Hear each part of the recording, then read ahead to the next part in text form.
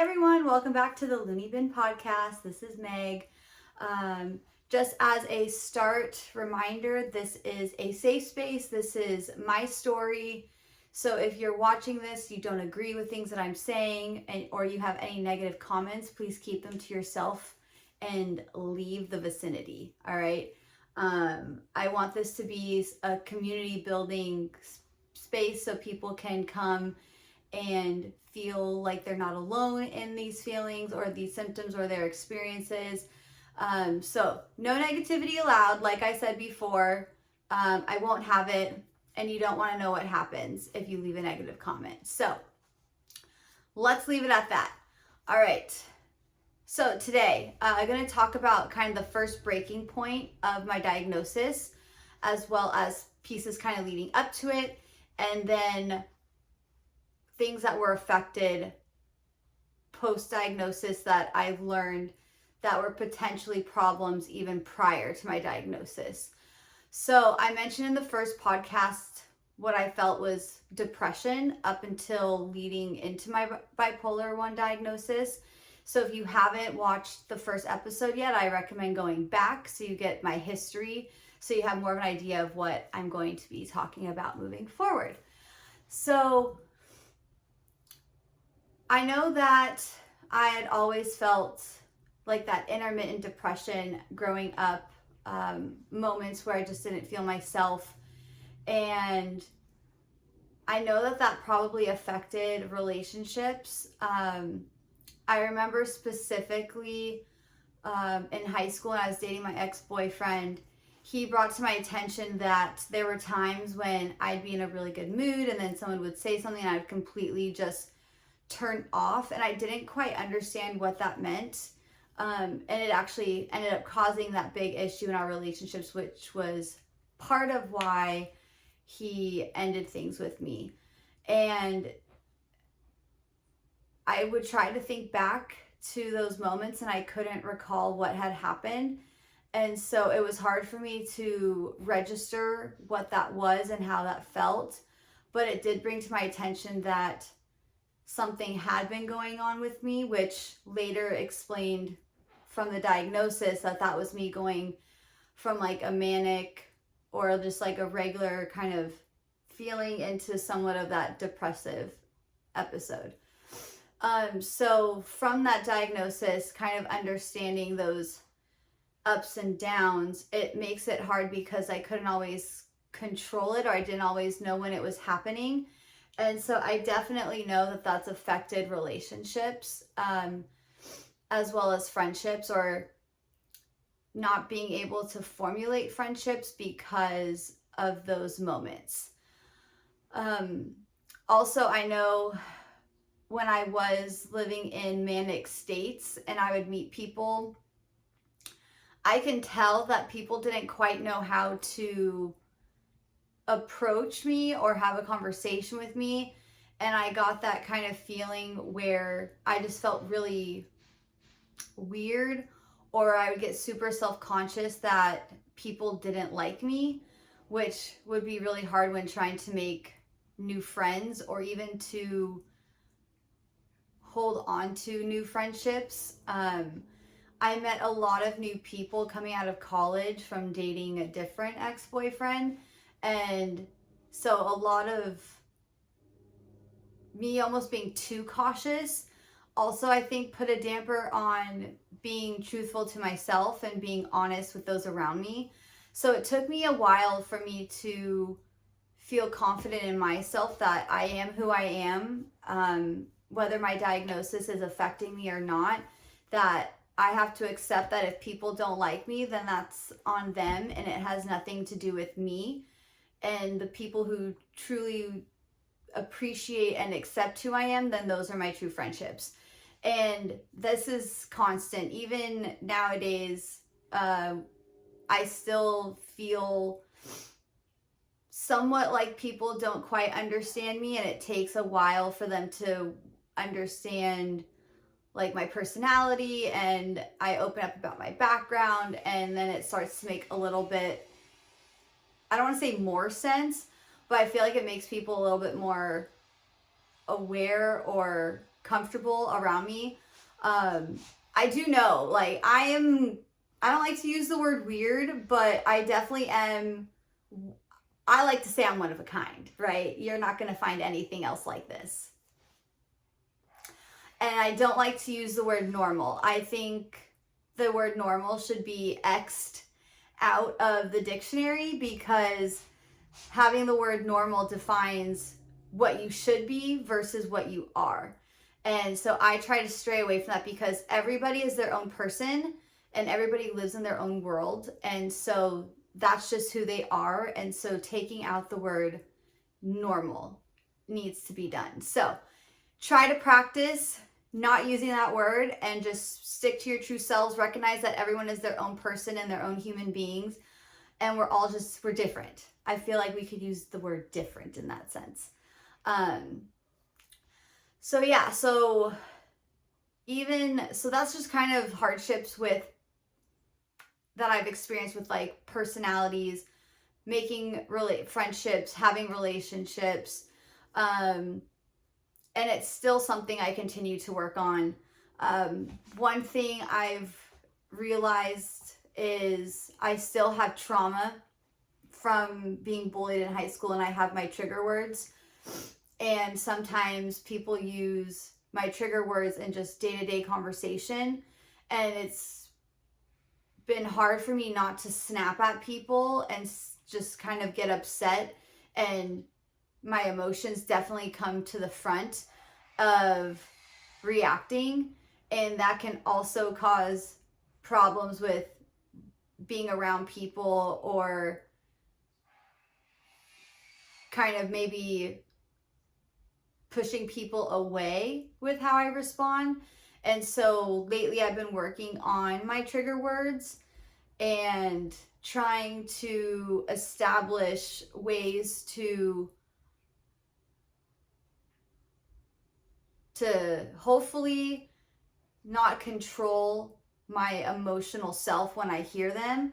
But also I want to be able to take, when I hear those trigger words, being able to educate people that they might not be the best terms to use. So one of the trigger words that I can't stand is when people just casually say, oh, I want to die, or oh, I'm going to go kill myself now. I feel like that has been very commercialized and like in day-to-day language when someone's upset or they're over a moment or they're embarrassed, to just say, okay, I'm just going to go kill myself now.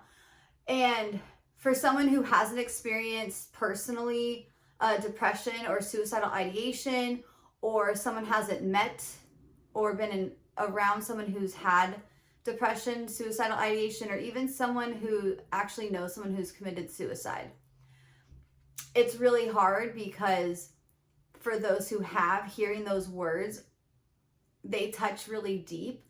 And so having just overall people just having that self-awareness that when they're using words like, oh, I want to die, or oh, I'm going to go kill myself, you don't really know who's around you and who could be affected by those words. So just trying to educate yourself in like terms you're using can be really kind to others. So I wanted to just take a moment to kind of point that out. The other thing with my diagnosis and that first breaking point was with schoolwork. When I got diagnosed, I was in a manic to depressive state, and I'd always have trouble concentrating in school, and I'd get bored really easily. And I noticed around the semester where I got diagnosed that my grades were starting to really, really slip, which was hard for me to pull around, because I was trying different study methods, different study habits, and nothing seemed to work because I just couldn't concentrate. Or I would be super elated one day and would be like, oh, I'm going to get all these things done. And I would be somewhat progressive and productive. But then on other days, I would just have no motivation. And unfortunately, a lot of those days revolving around the no motivation were like the crucial days when I needed to study for an exam, or I had a big paper due, or just had a lot of homework or reading. So definitely my education took a hit with this diagnosis. The other thing with this diagnosis was it's very common for people to not be consistent with their medications when they first get diagnosed, because the diagnosis in itself is a lot to process, which for me it was.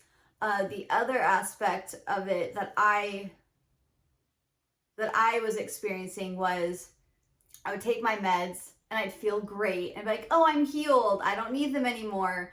And then in a week or so, I was back into a manic state, and then I would be dropping into a depressive state when something bad happened, or not even something bad happening. There were just times where I would just kind of drop. And so in those manic days, I would get extremely manic. There's different levels, in my opinion, of mania, and I definitely had the flight of ideas, the rapid speech covering a bunch of topics. But there were also times when I would be extremely manic that I would black out. And I wouldn't remember what I said, I wouldn't remember what I would do. And that could last anywhere from a couple hours to a couple days. Typically that hypermania, when I blacked out, is usually when I led to an extremely depressive episode. And I wasn't aware of it. I didn't know that I was getting there. I just felt elated, you know? I felt healed, I should say. And so having these inconsistencies with taking my medication over several years really put a damper on my education, getting schoolwork done. But I also noticed that also was part of affecting relationships, like having roommates. It's like one day Megan's fine, the next day Megan's not, or Megan's saying all these things and it's outside how she normally sounds, and we don't really know what to do. And so that puts pressure on like loved ones around me.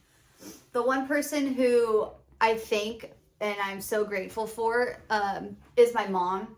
She seemed to be the only one who knew when I wasn't taking my meds, because we talk on the phone every day, and she would hear the rapid speech and me talking about 10 different things in a span of like 2 or 3 minutes. And so she was kind of the one that would call me out and get me back on track.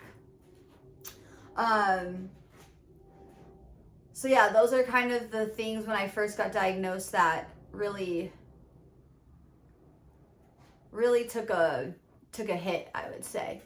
And then just kind of some experiences. So if you relate to that, then hopefully now you don't feel like you're the only one that's gone through it. And if you need to talk about it, you can always reach out to me. And I'm here for you. And that's what this is all about. This is what this community is hopefully going to build into, is that support system that everyone's looking for. Down the road, I just wanted to touch, because this has been ongoing. Like I said, I got diagnosed when I was 19. I'm now 34. One thing with school is, even after the first year being diagnosed, I still struggled here and there with being able to focus and concentrate. And so my psychiatrist had prescribed me medication for ADHD. And I was never officially diagnosed with ADHD at the beginning. I always felt like when the symptoms, I guess, I was showing were dismissed often as me just being a wild child or having a lot of energy and not being able to sit still. And so I had taken a break from school and I was just working. And when I decided to go back to school to get my bachelor's in nursing, I was again back in school and having a hard time focusing. I had switched to a new psychiatrist because mine retired, and they refused to prescribe me my ADHD medication because I wasn't officially diagnosed and there was nothing in my chart. So I had to advocate for myself, and I really pushed to speak with someone because I know that I needed something. And so I met with this other psychiatrist. It was over Zoom. And within 2 minutes, he was just like, why are we even having this discussion? He said, you show clear signs and symptoms of ADHD. And so we're going to take care of that. So I went from bipolar 1 disorder diagnosis and tacking on ADHD, which for me wasn't a negative diagnosis. Like, I didn't have to feel like I had to process it like the bipolar diagnosis, because I felt those symptoms a decent part of my life. So it was nice for someone to finally take those symptoms seriously and give me the diagnosis that I was pretty sure I had. So, so those were like the big things for the breaking points, and like kind of figuring out and how I felt like things. Sorry, my cats just got into a fight. Entertaining. So yeah, those were just the things that happened. So if I just, again, I talk about these things so I want to help people not feel alone. The other thing I wanted to talk today were coping strategies, both negative and positive, because being diagnosed, obviously as a shock, I didn't have a lot of resources. Back then, there wasn't a lot of knowledge, or there weren't a lot of resources around mental health. The idea of having a mental health diagnosis and having to go to therapy was still this negative taboo, so no one really talked about it. And so I felt like I had to navigate this on my own. I had therapists, but I don't feel like they fully helped me with coping. They just like to talk about how I was doing and making sure I was sticking to my meds. So, of course, I got diagnosed in college. And so the negative coping that I dealt with had to do with, being a college kid, going to parties, and it was always a nice Band-Aid. Like, if I was having a bad day, I could go to a party and forget about it. Which obviously isn't healthy, because we're playing around with our serotonin, our dopamine levels, and when you're someone who already deals with emotions going up and down, it's not the smartest thing to add to increasing that in fluctuation. So, did it take me a while to learn that I shouldn't be drinking while taking my medications? Absolutely. Now, did I quit drinking entirely? No, but I've learned to drink in moderation, so that there's no need to black out. And also making sure that when I do drink, I'm not drinking because I'm trying to escape, making sure that I'm not drinking because I have negative emotions that I'm trying to overpower. But also, on the other hand, when I've been manic, I'm in such a good mood and I'm always having fun that I can also have gone out of control with drinking too much, and then I suffer the consequences the next day or so. Or I do something that I shouldn't, like going shopping online. I love to shop. It's my one thing that when I'm sad, I can buy myself a present and I feel better, which also has, in my opinion, a positive and a negative sides of coping. So whenever I feel down and I get myself a gift, I feel good. It makes me happy, but it's a short-term fix. It's a Band-Aid. It's not helping me cope for the long run. On the negative side, too much shopping is not good for your credit cards. Couple of years ago, I was in an extremely hypermanic state. I believe stress from nursing school threw off a little bit more of that chemical imbalance, and my meds weren't enough, didn't have enough coverage. And so I went into a 3-day hypermanic state where I intermittently blacked out, and I maxed out 2 credit cards in 72 hours, which I don't think that's ever been done. And I had no idea that I did it until about a week or so later. all these packages started coming to my house, and I'm opening these gifts, and it's like, ooh, did someone send this to me? And they were gifts that I've wanted for years, but I had my frontal lobe functioning to be like, no, you can't afford this. This is something that you cannot purchase at this time. Maybe down the road when you're making some more money. And by that second week, I hadn't really had to like buy anything. I didn't really have to do any grocery shopping. So I finally had to go to Target to get something, and my card didn't work. And I opened up my account, and I saw that I had maxed out both credit cards. And luckily, I still had money in my checking account, so I wasn't completely broke. So I was able to buy what I needed at Target. But that was just like this eye-opener. I immediately called my mom in a panic because I didn't know what had happened. I didn't realize I was hypermanic. I didn't realize that my meds weren't working anymore. And I was telling her all the things that were coming in. And both her and now my husband were like, well, can't you return all this stuff and get your money back? And I said, absolutely not. When you want something for so long and you finally have it, especially someone like me that like, usually my motto is I see it, I want it, I gotta have it, and I get it. I'm not letting these items go. They were super cool. I have this like obsession with Alice in Wonderland, and Kate Spade did this whole collection. So of course, I couldn't just have one of the items because I couldn't pick. So I had to buy all of the items. And do I use them? Yes. And that's the thing. The gifts that I bought myself when I was blacked out manic, I still use all the time. So in my mind, I try to just tell myself it was totally worth it, even though I'm in major credit card debt still to this day.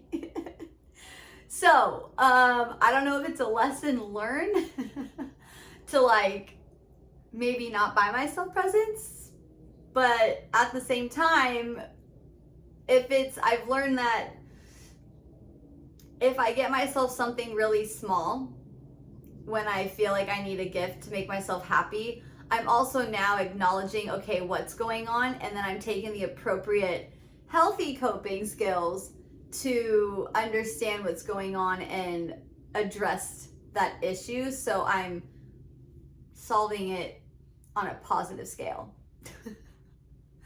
I really hope that I never get hypermanic and black out again and buy myself gifts that I shouldn't buy. Because every now and then I have some expensive taste, even though I know I can't afford it. So that's another issue with the coping skills. I think it's a little bit more on the negative side than the positive side, but I will let you guys make that opinion for yourselves, especially if you're someone like me who is a shopper or a gift receiver when you're feeling down. Another negative coping skill that I've experienced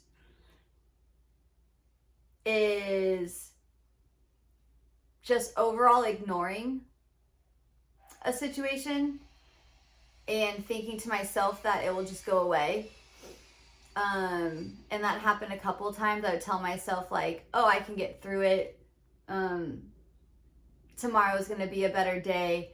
And that's not always the case. And that's when those depressive thoughts or something something on a smaller scale that just brings a down mood can build into one of those larger depressive episodes, which in my case usually has led to me hurting myself through self-mutilation or as bad as suicidal ideations. So I've learned that ignoring the problem does not ever fix the problem.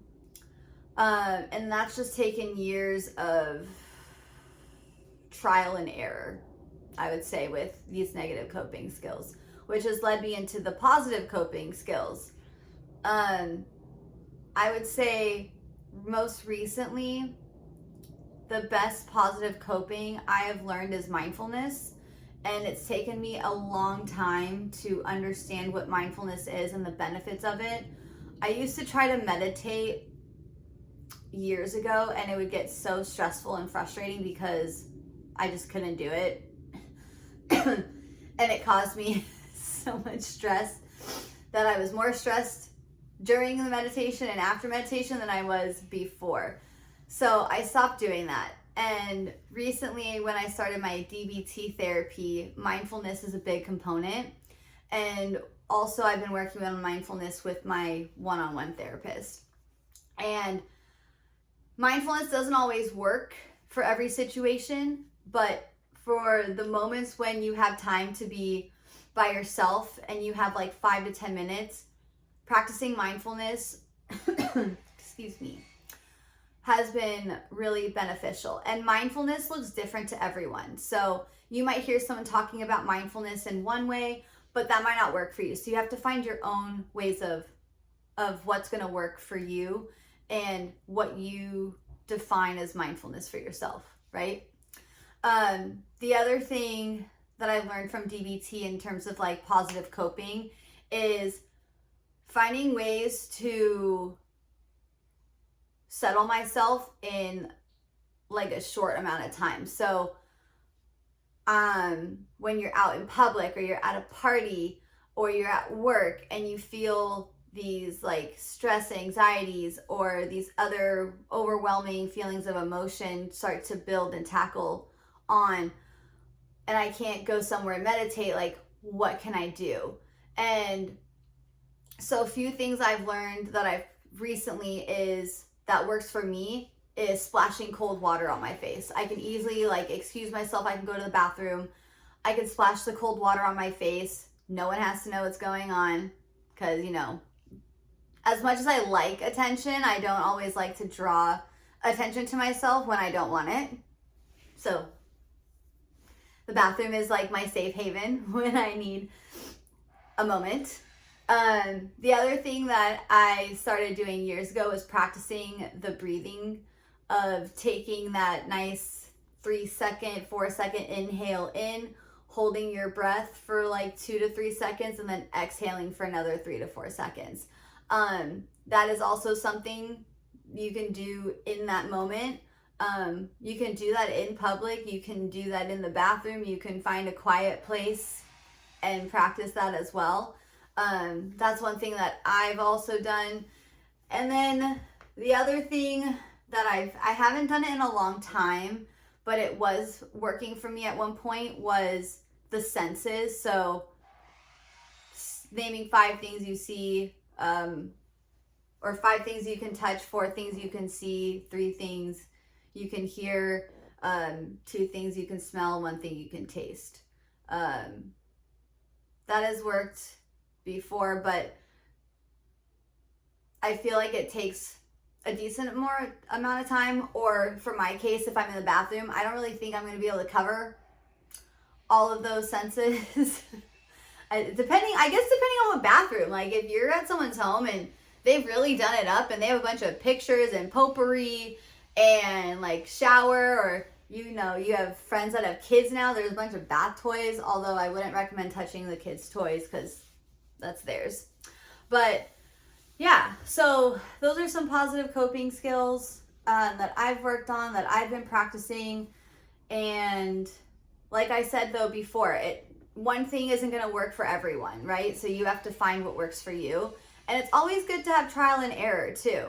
And then the last thing I wanted to touch on, kind of within that coping area is having a soothing menu. So I learned this from my therapist recently, is having like 5 to 10 items as a soothing menu. So things that you can do that will help kind of bring you back down. And it kind of ties in with some mindfulness, but also helps you kind of recenter yourself. So for me, if my day off, my soothing menu can be doing arts and crafts. I love pour painting. You can kind of see one behind me.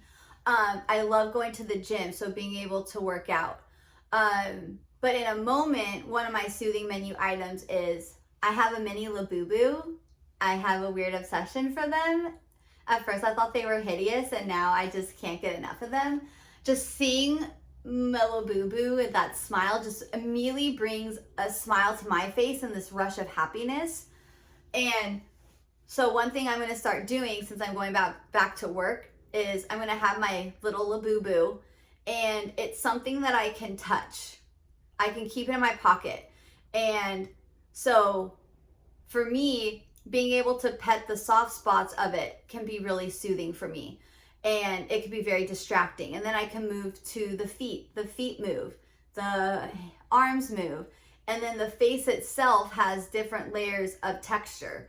And so having this variety on one little thing has been a good soothing tool for me. I noticed that I was doing it in my car on my other one that I have. And I noticed that when I would get anxious while driving or I was getting stressed out, I would kind of just reach and start to pet it, and it made me feel better. And so when I brought that up to my therapist, she's like, we're going to add that to your soothing menu, and you're going to buy one to bring to work. And so we're going to try that tomorrow, see if I need it, and we're going to go from there. So thank you for listening. This was our second podcast. So if you're jumping in on this, go back and check out the first one if you didn't stop at the beginning and do that like I told you to. And I hope maybe you learn some new things that you can try, or my big thing is that if you're watching this, you don't feel alone and that you feel support. So you can always reach out to me on Instagram. My handle is at Loon3y podcast, spelt like it is here. You can DM me. If you know me personally and you have my phone number, never hesitate to reach out, text me, call me, beat me, page me if you want to reach me. Kim Possible, in case you didn't catch on to that. But I'm always here. If I don't respond right away, I will get to you. I do care about all of you, and I want to make sure that we are all sticking together and supporting one another. So you guys rock on, and I will see you next time. See ya.